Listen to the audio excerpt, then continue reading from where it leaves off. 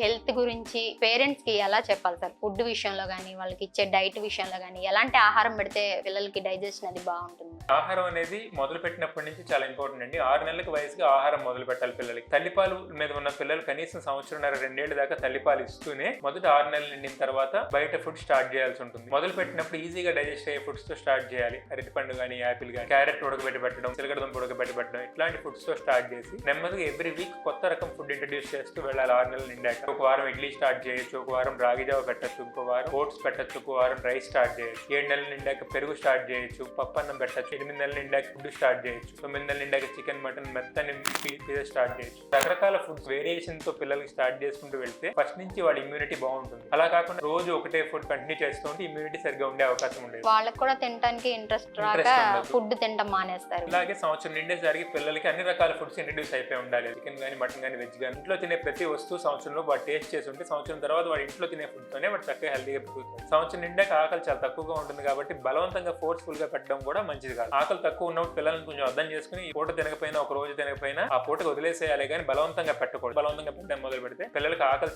తగ్గిపోతుంది. ఆకలి ఇంకా తగ్గిపోయి మొత్తానికి వాళ్ళు ఫుడ్ మీద ఎవర్షన్ పెంచుకుంటారు. ఒకసారి ఎవర్షన్ వచ్చిన తర్వాత ఫుడ్ తిన్నారు, సన్నగా పుట్టిగా ఉండిపోతారు. సో బలవంతంగా ఫుడ్ పెట్టడం వల్ల పిల్లలకు ఉపయోగం కంటే నష్టమే ఎక్కువ. ఇమ్యూనిటీ రావాలని చెప్పి కొత్త ఫుడ్స్ తయారు చేసి బలవంతంగా పెట్టడం వల్ల ఎట్లాంటి ఉపయోగం లేదు. పిల్లలు నచ్చినట్టు తినాలి, ఇష్టంగా తినాలి. వాటిలోనే మంచి చాయిస్ ఏమున్నాయో చూసుకోవాలి. ఇంకో మేజర్ ప్రాబ్లం ఏంటంటే బాటిల్ ఫీడింగ్. తల్లిపాలు లేని పిల్లలకి సంవత్సరం దాకా బాటిల్ ఫీడింగ్ ఇవ్వాల్సి ఉంటుంది. బట్ 1 ఇయర్ దాటిన తర్వాత బాటిల్ ఫీడింగ్ మానేసేయాలి. బాటిల్ ఫీడింగ్ కంటిన్యూ చేస్తూ వెళ్ళి బాటిల్ తోనే పాలు తాగుతూ ఉంటే పిల్లలు వాళ్ళ గ్రోత్ చాలా స్టంట్ అయ్యే అవకాశం ఉంది. వాళ్ళకి ఆకలి తగ్గే అవకాశం ఉంది, మోషన్ టైట్ అయ్యే అవకాశం ఉంది, రకరకాల ఇయర్ ప్రాబ్లమ్స్ వచ్చే అవకాశం ఉంది, మాటలు లేట్ అయ్యే అవకాశం ఉంది. సో బాటిల్ ఫీడింగ్ 1 ఇయర్ తర్వాత మానేయడం కూడా ఇమ్యూనిటీ పెరగడానికి చాలా మంచిది. సో హెల్తీ ఫుడ్స్ పెట్టుకోవాలి, హోమ్ మేడ్ ఫుడ్స్ పెట్టుకోవాలి, జంక్ ఫుడ్ అవాయిడ్ చేయాలి, బాటిల్ ఫీడింగ్ మానేయాలి. బలవంతంగా పెట్టకూడదు. తిన్నా తినకపోయినా వాడి ఇష్టం ప్రకారమే పెట్టాలి కానీ ఫోర్స్ ఫీడింగ్ చేయకూడదు. ఇలా పిల్లల్లో ఇమ్యూనిటీని పెంచుకోవచ్చు.